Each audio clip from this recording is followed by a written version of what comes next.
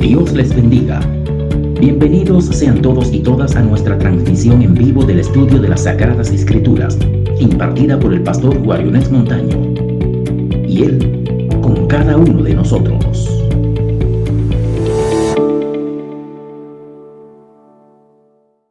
Mis amados hermanos, en esta hora les saludamos en el amor de Jesucristo, pidiéndole disculpas porque hacen 2 domingos que no hemos podido transmitir la enseñanza bíblica que acostumbramos a presentarle los domingos a las 11 de la mañana, pero por motivo ajeno a nuestra voluntad.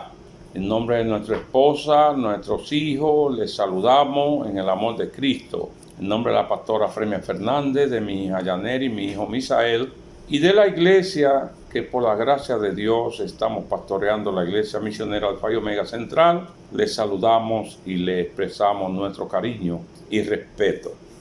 Espero que esta enseñanza que la presentamos humildemente sirva para bendición de cada uno de ustedes. Y vamos a hablar acerca de la oración. Pero la oración, ¿en qué sentido? Vamos a hablar de 7 obstáculos para la oración. 7 obstáculos para la oración. La oración es la forma que Jesús enseñó a sus discípulos, a sus seguidores, de cómo comunicarse con el Padre, de cómo pedirle, de cómo acercarse. Y el Señor Jesús, que oraba frecuentemente, constantemente, oiga esto, constantemente oraba Jesús. Le enseña a sus discípulos cómo orar, y el apóstol Pablo también a los Gálatas le dice que oraran sin cesar. Pero vamos a buscar en la Sagrada Escritura lo que Jesús le enseña a sus discípulos acerca de la oración en Mateo capítulo 7 y en el versículo 7. Mateo 7:7. Pedid y se os dará. Buscad y hallaréis. Llamad y se os abrirá. Porque todo aquel que pide recibe, y el que busca halla, y el que llama se le abrirá. Porque todo aquel que pide recibe, y el que busca halla, y el que llama se le abrirá. Qué precioso la enseñanza de Jesús. Aquí hay una promesa. Aquí hay una promesa. Si pide, va a recibir. Si llama, el Señor habla.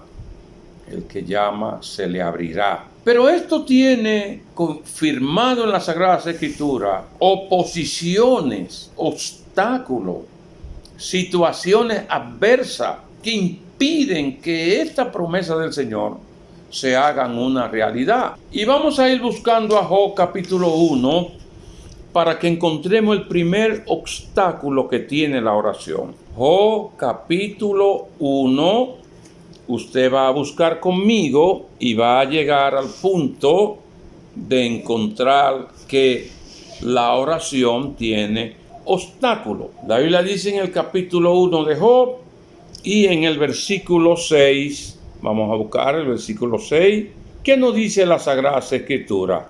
En Job 1:6. Y un día, vinieron a presentarse delante de Jehová los hijos de Dios, entre los cuales vino también Satanás. Esto es en Job capítulo 1, versículo 6. Póngase a meditar de una persona humana, de un ser que una vez estuvo vendido al pecado, que ahora le pertenece al Padre, que ahora Jesucristo le ha comprado con su sangre, y que cuando vaya a orar, ahora Satanás también vaya. ¿Usted cree que iba a acompañarlo en la oración para ayudarlo? Jamás en la vida. La Biblia nos habla en el libro de Zacarías que Satanás fue a acusar al sacerdote de Dios frente a Dios. Fue a acusar al sacerdote Josué y fue a señalarle.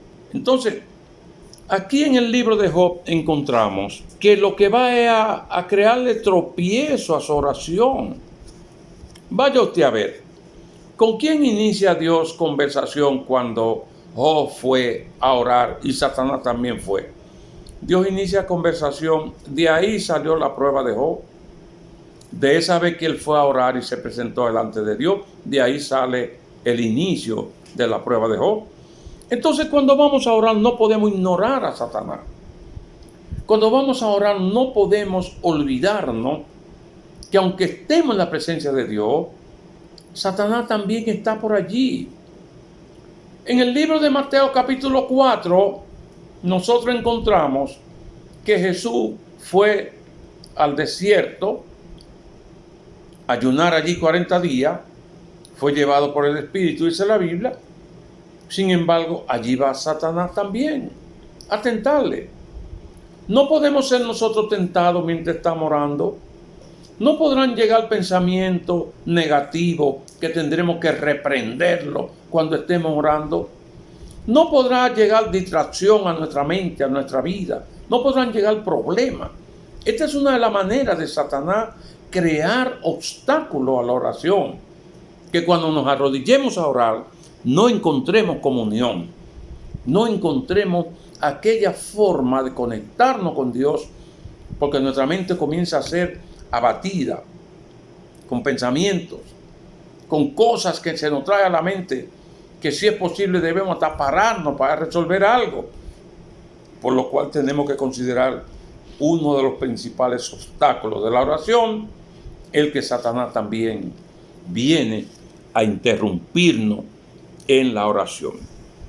Pero en el Evangelio según San Juan, capítulo 9, 31, encontramos un segundo tropiezo para orar que hay que vencer.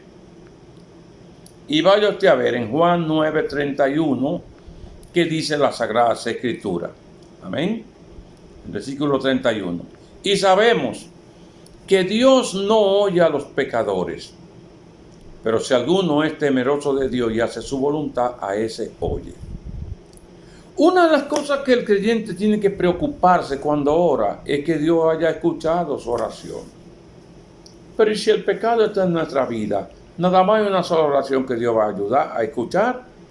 Es que nosotros le digamos a Dios que nos perdone y nos arrepentimos. Si el pecado está de por medio, nuestra oración tiene un conflicto, nuestra oración tiene un tropiezo. El pecado es un tropiezo para el hombre presentarse delante de Dios. Porque el pecado hace separación con Dios. Entonces, ¿qué debemos entender con esto?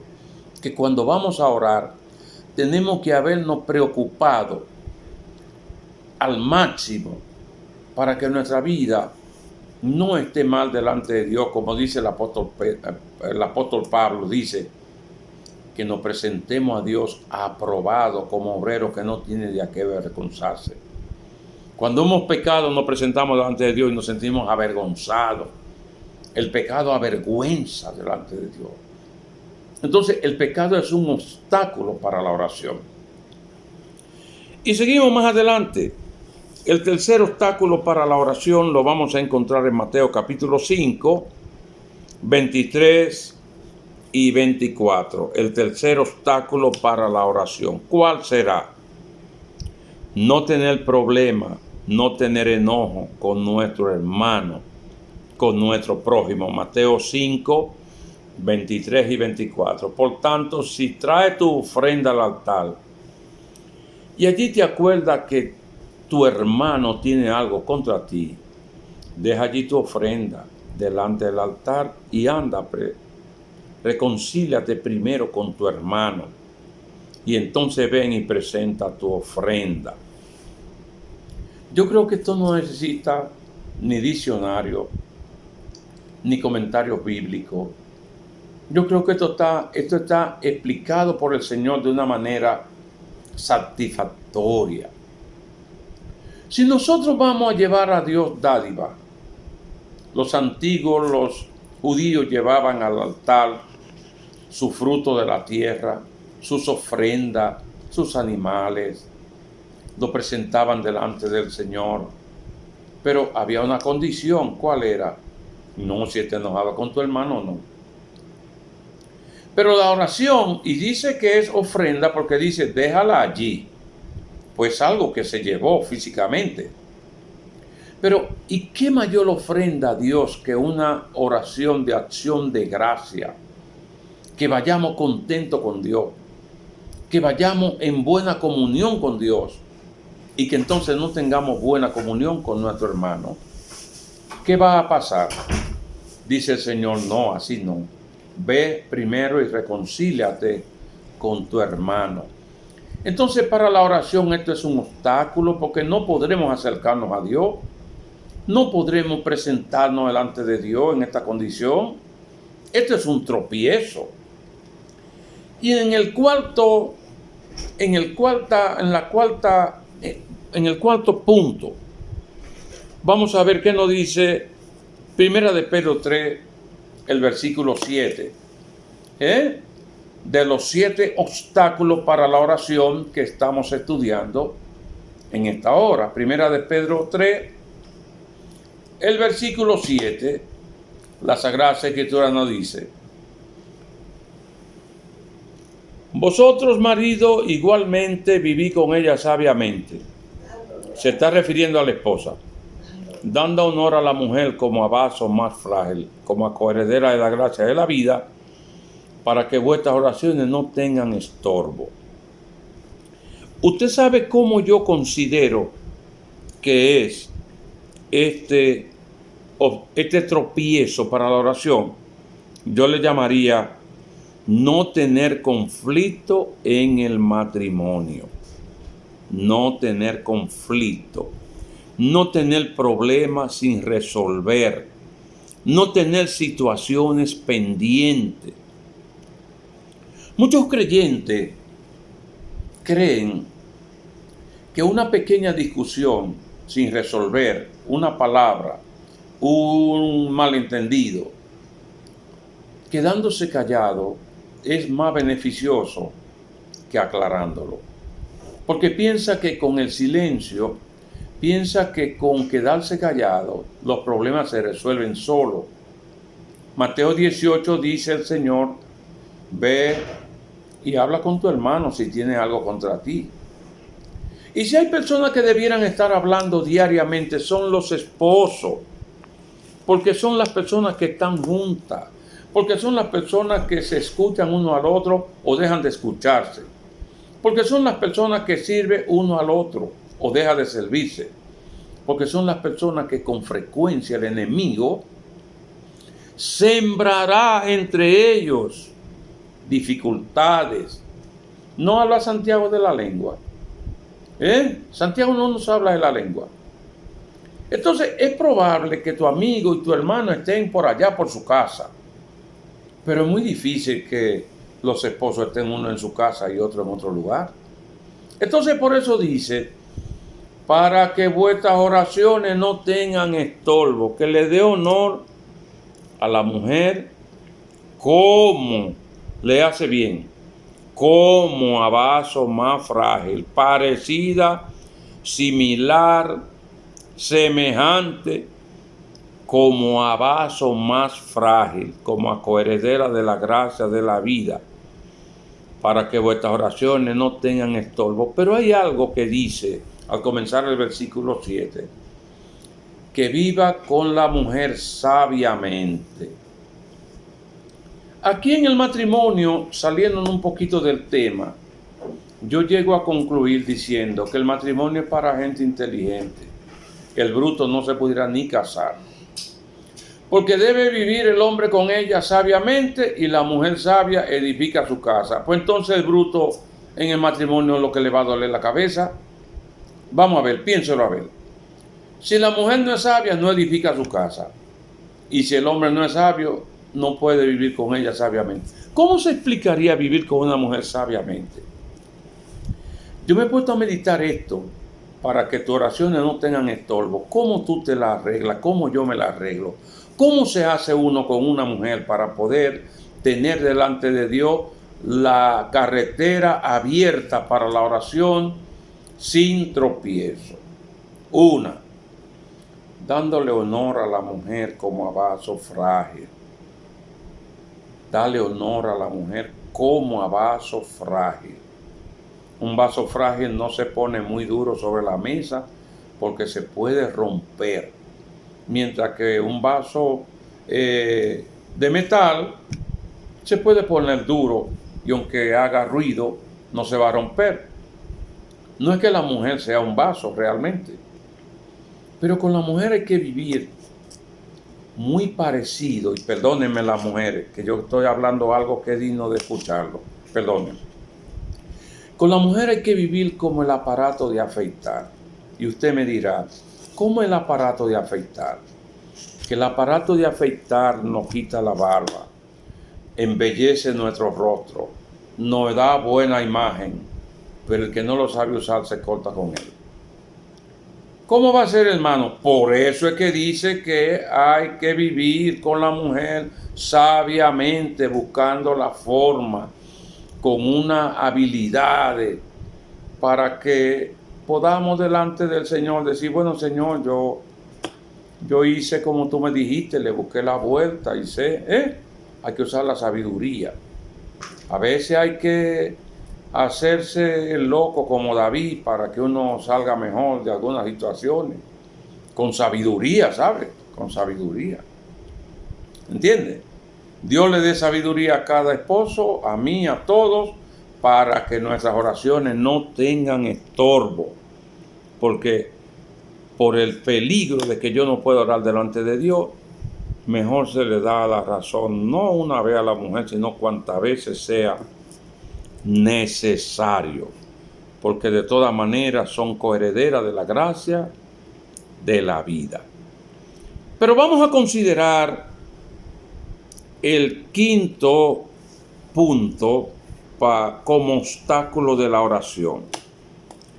En Mateo capítulo 26 vamos a considerar 3 versículos y quiero que le presten atención, que muchos creyentes aquí lo pasan por alto y no le prestan atención. Vamos a prestarle atención a este punto número 5 de los 7 obstáculos de la oración. Mateo 26, el versículo 40. Vamos a buscar el versículo 40. Y usted va a leer conmigo. Y si no, lo va a escuchar.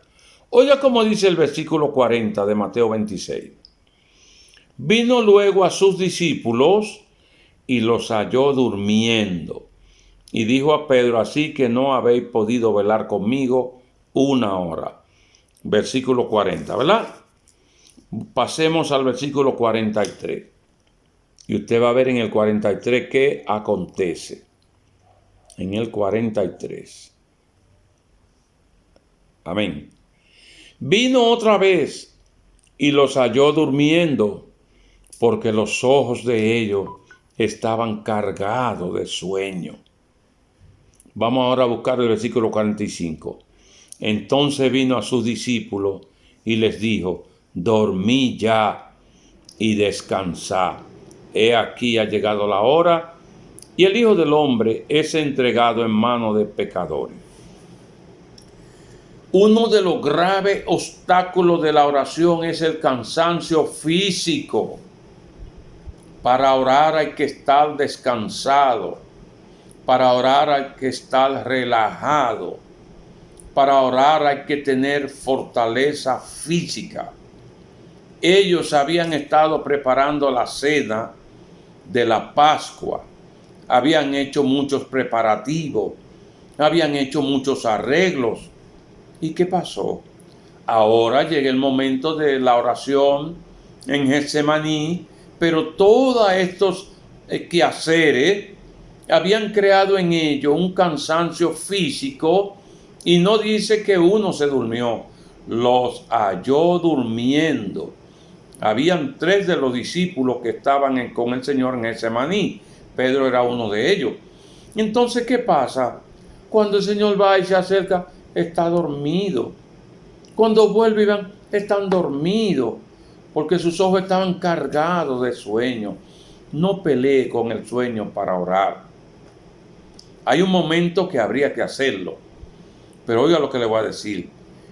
Esfuércese en descansar para que cuando llegue la hora de orar, usted no se quede dormido.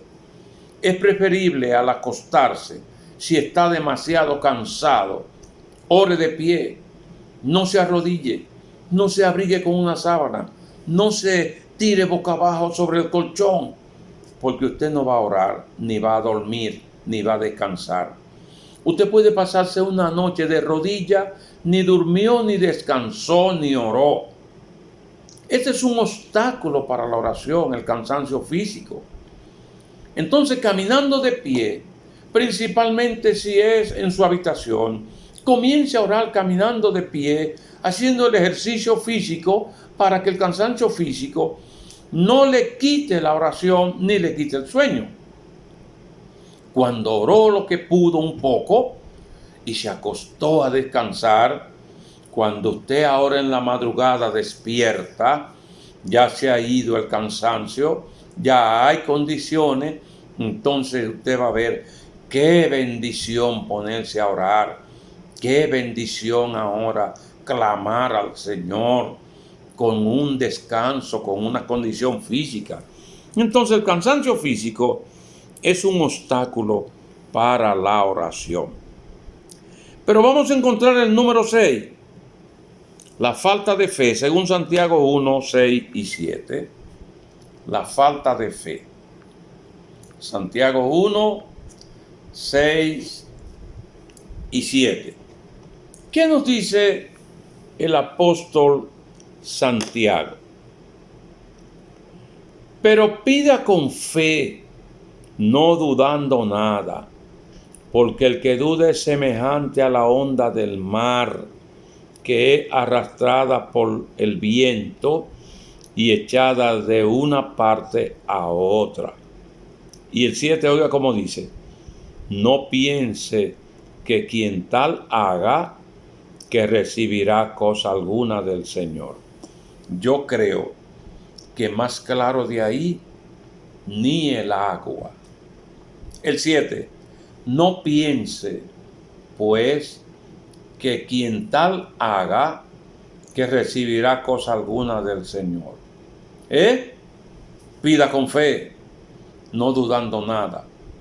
Dudar quiere decir, yo creo que me lo va a dar, y después, como la onda del mar, al otro día, ay hombre, yo creo que Dios no me oye. Cuando el enemigo viene con esas conversaciones a la mente, que Dios no te escucha, acuérdate de esta experiencia que yo viví. Dios nos escucha siempre. ¿Saben por qué? Porque si tú dijeras una palabra mala, inmediatamente Dios te la apunta para castigarte. Dios toma nota de nuestras expresiones malas. Vamos a dar cuenta a Dios de toda palabra que salga de nuestra boca que desagrade a Dios. Y será un Dios tan injusto que nada más va a escuchar las palabras malas que yo diga y la buena no tendrá control de ella. Sí, Dios nos escucha. Lo que pasa es que nuestra fe es probada en la oración. Si Dios, cuando le pedimos algo, es como si tocáramos un timbre que sonara de una vez, si le diéramos al interruptor de un bombillo, prendió de una vez, nuestra oración a veces no tuviera sentido, porque nosotros no tendríamos intimidad con Dios, no tendríamos la posibilidad de acercarnos a Dios y detenernos en Dios. Cuando nuestras peticiones se detienen en Dios, en algunos casos son para probar nuestra fe. En otros casos, como el caso de Daniel, era que se le oponía el príncipe de Persia. Pero no todas las veces será una oposición satánica. Hay que perseverar en la fe, en contra de las oposiciones satánicas. Pero también hay que perseverar en la fe hasta que nuestro Dios en su misericordia responda, no yendo y viniendo. La ola del mal sale y vuelve y entra. No podemos ser ambivalentes. Yo creo que el Señor nos va a responder, aunque no nos respondió hoy, aunque no me contestó hoy. Yo quiero decirle algo, mis amados, que una vez comencé a pedir una petición a Dios y duré 13 años pidiéndosela. Y cada enero yo decía, en este año me va a escuchar Dios. Y en diciembre daba gracias porque no me escuchó y comenzaba enero diciendo, Él lo dejó para responderme en este año. Cuando estudiaba la prueba de José, el hijo de Jacob, en una enseñanza que dimos los otros días, encontré que duró 13 años en prueba antes de llegar al lugar donde Dios quería que llegara este joven. Lo que quiere decir, hay peticiones que están en Dios, que están aprobadas, pero la orden de la entrega se demora. De ahí es que el Señor nos enseña a decir, hágase tu voluntad, no la mía, hágase tu voluntad. Y entonces, a veces hay peticiones que no estamos preparados para recibirla en un momento y que el Señor quiere que nosotros nos mantengamos creyendo hasta que suceda lo que Dios quiere que suceda y nosotros deseamos que suceda. No piense pues a quien tal haga que recibirá cosa alguna del Señor. El precio del hombre y la mujer de Dios que nos acercamos a Dios en oración para recibir algo, que creamos en nuestro Dios y no que nos vayamos y volvamos y no que hagamos. Esto es como si fuera un tratamiento médico. Hay que hacerlo constante, sin desmayar. Amén. Pedir con fe. Pero vamos a ver ahora el último obstáculo de la oración. No porque pongamos el de la fe en el sexto lugar, es menos que los otros, todos son iguales. Entonces en Santiago 4:3 nosotros encontraremos el séptimo obstáculo de la oración. Santiago 4, el versículo 3. Vamos a ver qué nos dice la Sagrada Escritura en Santiago 4:3. Pedid y no recibís, porque pedí mal. Óyeme, esto hay que leerlo otra vez. Pedí, eso es alguien que está orando, ¿verdad? Y no recibí, eso se le está pasando el tiempo y no le llega. Porque pedí mal, para gastar en vuestros deleites. El apóstol Santiago nos está hablando de que a veces hay peticiones que las hacemos y que no están bien hechas. Si pedimos mal, quiere decir que no estaban bien. Lo que pedíamos no estaba correcto delante de Dios. ¿A qué podemos comparar esto? Santiago habla para gastar. Vamos a verlo ahí. Para gastar en vuestros deleites. Lo explica claramente. Esto se llama pedir mal. Para gastar en vuestros deleites. A veces hay personas que son compradores compulsivos. A veces hay creyentes que usan la fe no para pedir cosas convenientes, sino para pedir cosas banales, para pedir cosas que en vez de ayudarnos nos pueden desayudar en nuestra vida espiritual, en vuestros deleites. ¿Tú sabes qué es el deleite?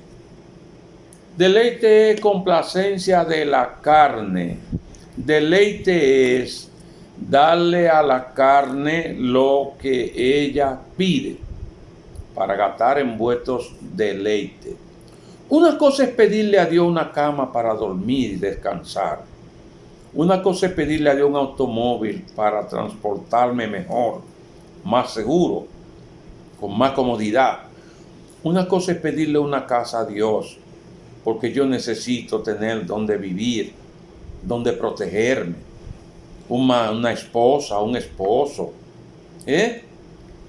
El Padre Nuestro incluye nuestras peticiones. El Padre Nuestro tiene una enseñanza modelo. Oye, ¿cuáles son las cosas que tiene el Padre Nuestro como enseñanza modelo? Número 1 en la oración, alabanza a nuestro Padre Celestial.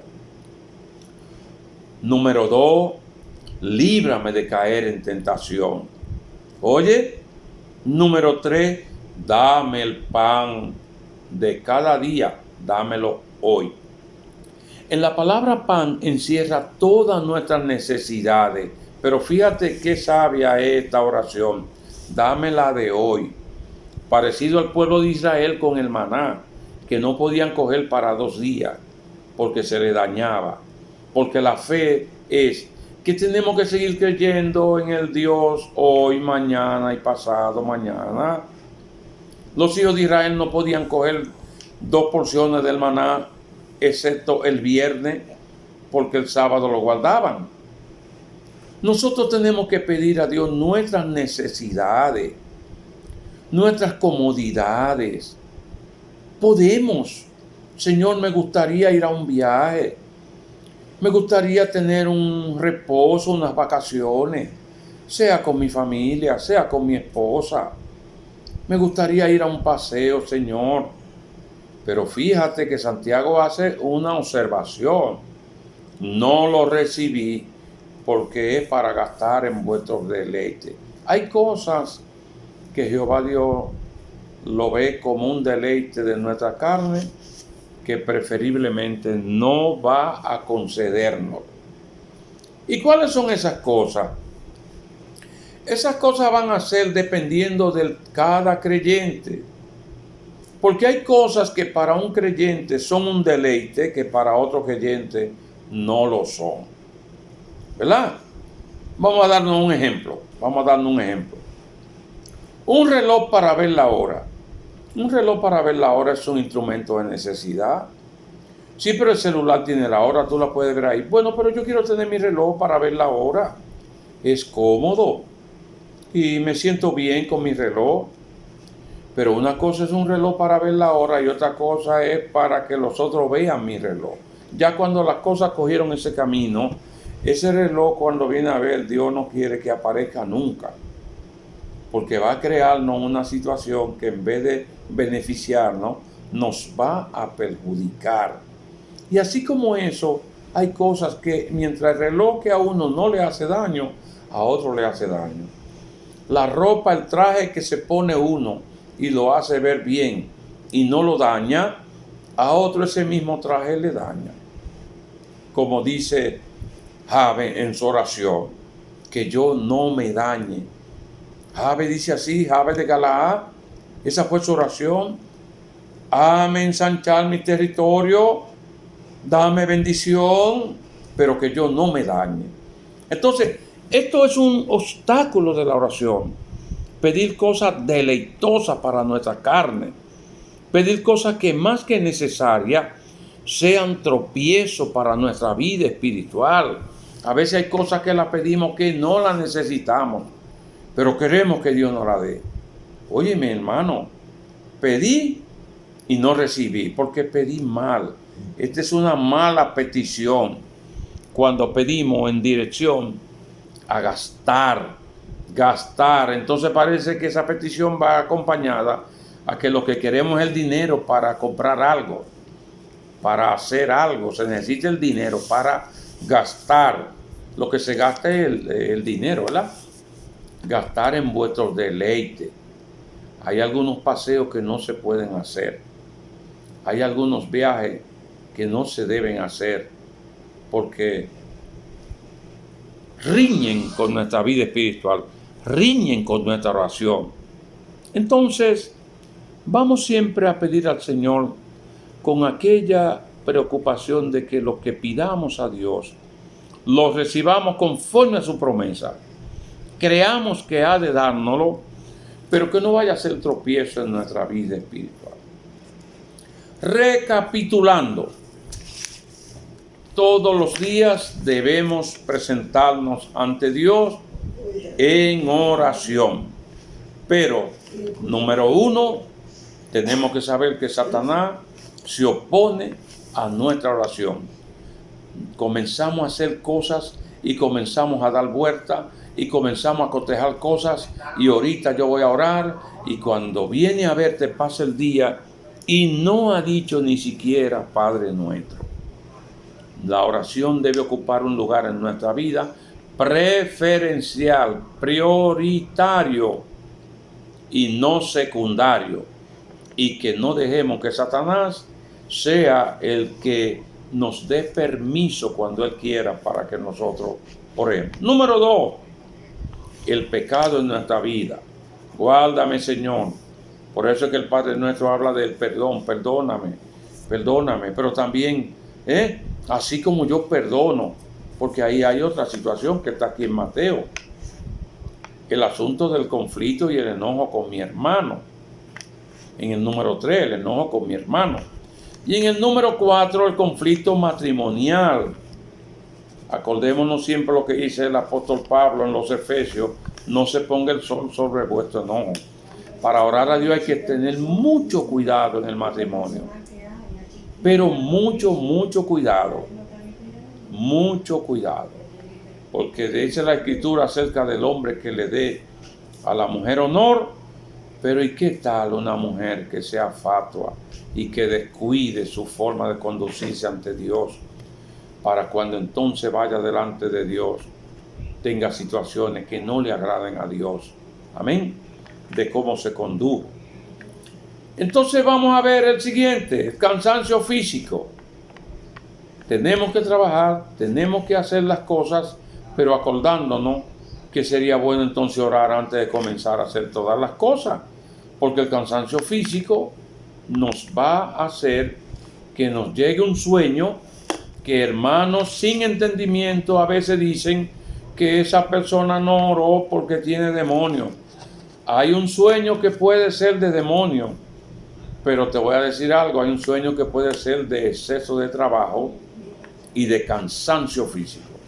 Nuestra fe no puede ser negociable, nuestra fe, no como la onda del mar. Y por último, pedí, no recibí, porque pedí mal para gastar en vuestros deleites. Si consideramos con cuidado estos 7 tropiezos, estos 7 obstáculos que nuestra vida presentará constante para presentarnos en oración delante de Dios, podríamos entonces vencerlo y podríamos entonces ser personas exitosas en la oración, triunfantes, que podamos testificar: le pedí a mi Dios y mi Dios me respondió dentro de su santa voluntad, no como yo quiero, sino como tú. Dios le bendiga y Dios le guarde, y esperamos que sea de bendición para cada uno de ustedes. Saludo a todos nuestros hermanos y amigos que nos escuchan. Dios le bendiga.